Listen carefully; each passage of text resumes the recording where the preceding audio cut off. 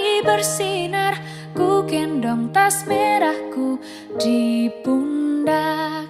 Selamat pagi semua, ku nantikan. Assalamualaikum warahmatullahi wabarakatuh.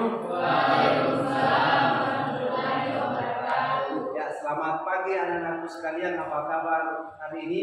Baik. Alhamdulillah.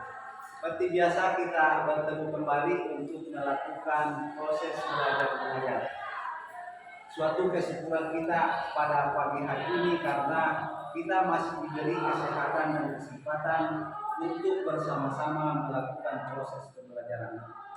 Nah, untuk hari ini sebelum kita masuk dalam pembelajaran, marilah kita sama-sama berdoa agar apa yang kita laksanakan pada hari ini bermanfaat untuk anak-anak sekalian. Saya persilakan kepada ketua kelas untuk memimpin doanya. Sebelum kita belajar, alangkah baiknya kita berdoa terlebih dahulu. Doa dimulai. Untuk meningkatkan rasa rasionalisme anak-anakku sekalian, marilah kita sama-sama menyanyikan lagu wajib nasional yang berjudul Dari Sabang sampai Merauke.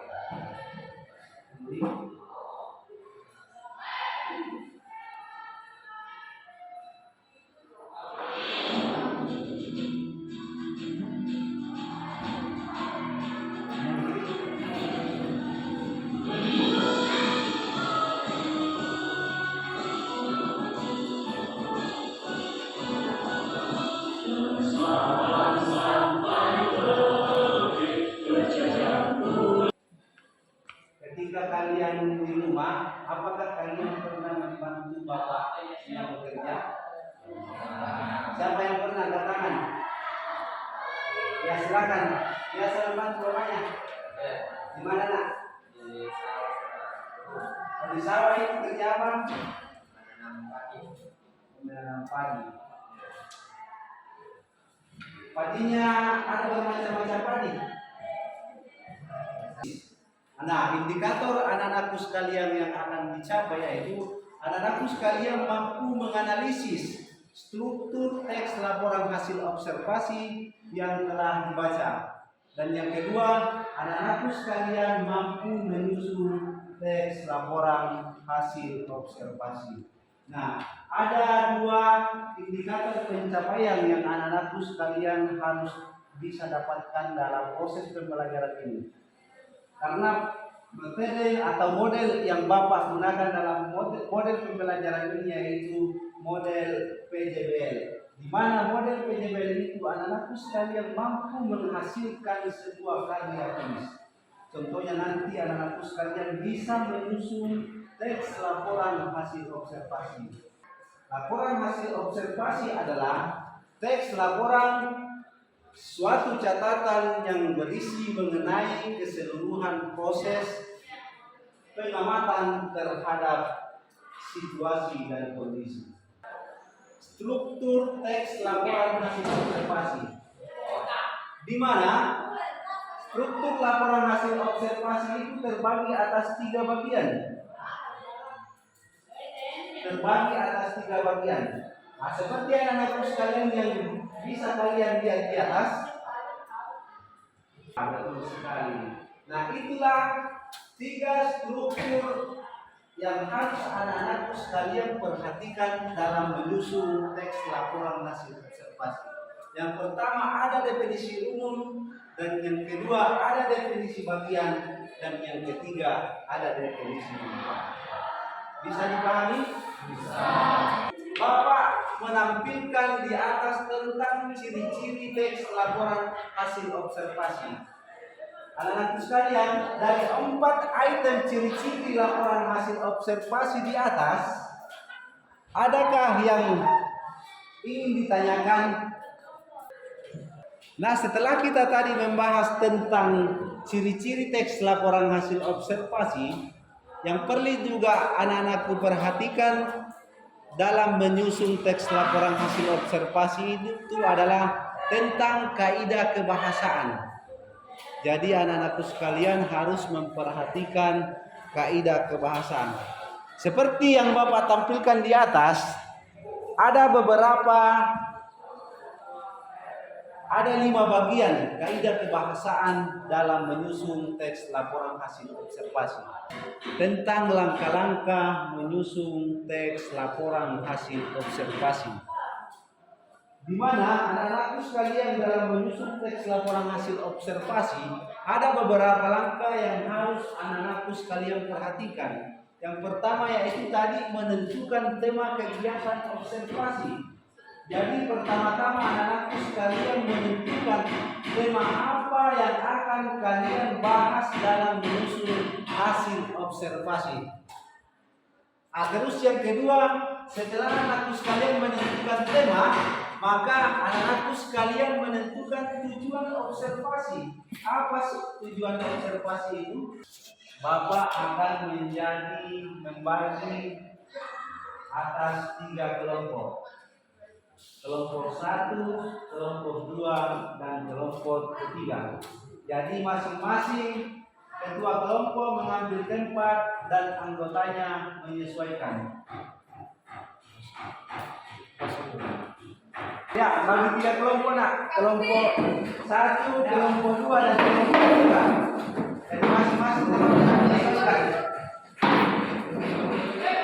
Nah, anak-anak kalian sudah duduk bersama teman-teman kelompoknya. Jadi Bapak akan membagikan 3 kertas karton. Dan masing-masing kelompok akan saya bagikan.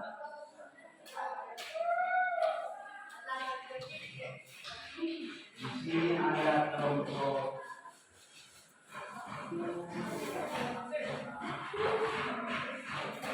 kelompok 2 yang mana kelompok 2? Nah, kelompok 2. Terus kelompok 3.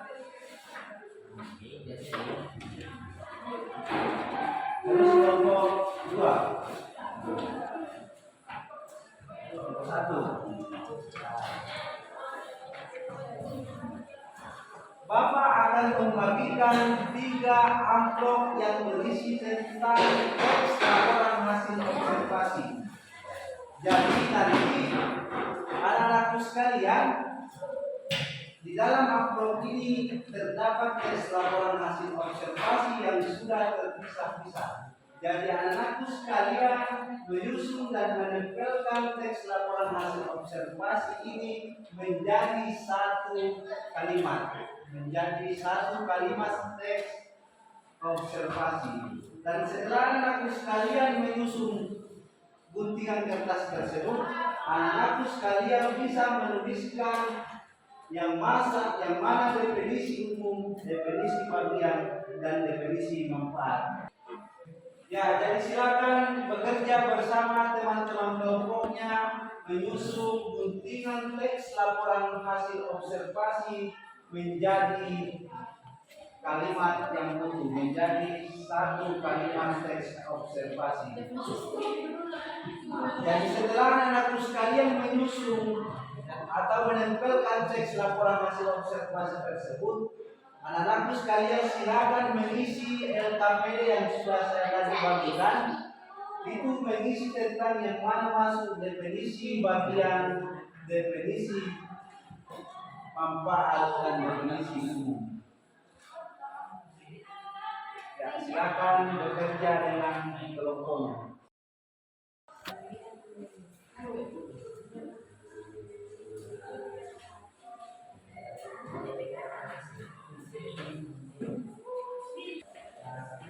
Tadi kan Bapak menyuruh untuk menyusun 1 teks laporan hasil observasi dan menentukan struktur umum, struktur bagian, dan struktur manfaat. Nah, yang ketiga, Bapak menyuruh menuliskan 1 teks laporan hasil observasi dengan tema sesuai dengan hasil diskusi teman-teman. Mohon untuk diperhatikan, kelompok 1 akan mempresentasikan tentang hasil diskusinya tentang menyusun teks laporan hasil observasi. Jadi saya persilakan kelompok 1 untuk mempresentasikan. Assalamualaikum warahmatullahi wabarakatuh. Waalaikumsalam warahmatullahi wabarakatuh. Saya dari kelompok 1 akan mempresentasikan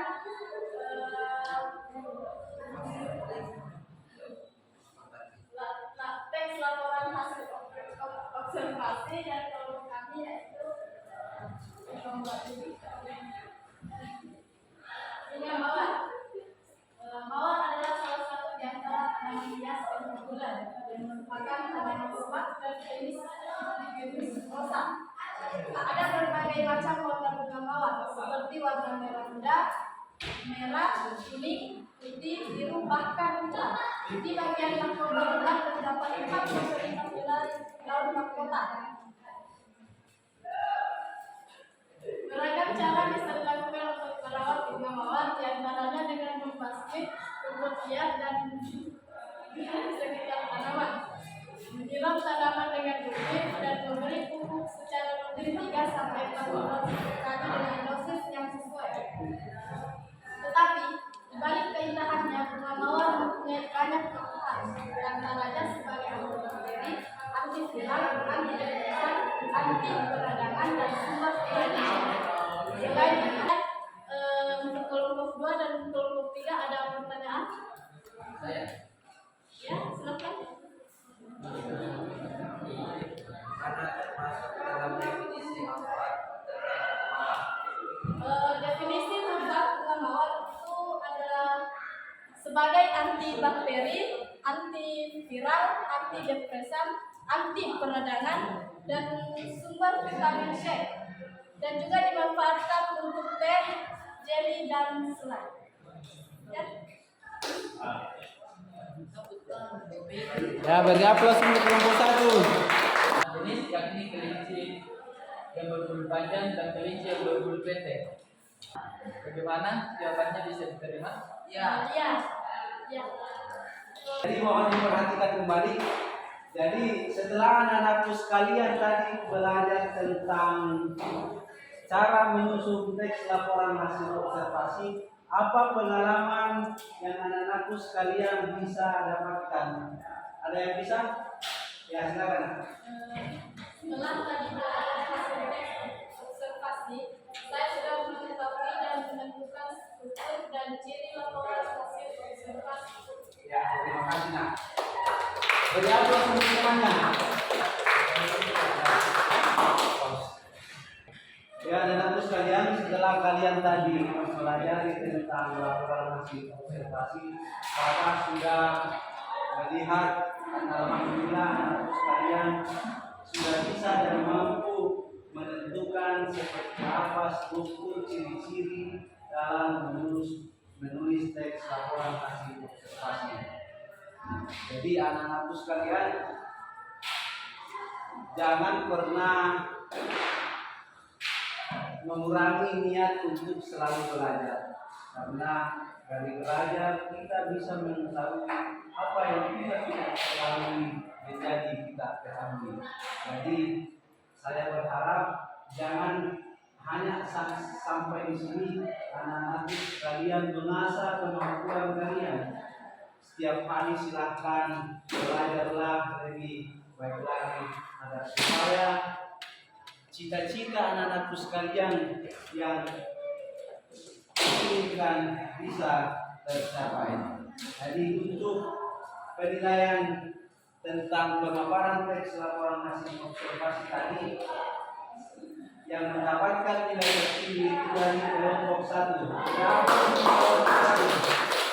untuk kelompok 2 dan 3 jangan berkecil hati. Untuk pembelajaran berikutnya mungkin kelompok 2 dan 3 bisa lebih baik lagi dari kelompok 1. Jadi mungkin cukup sampai di sini pertemuan kita tentang pembelajaran teks laporan hasil observasi. Saya ucapkan wassalamualaikum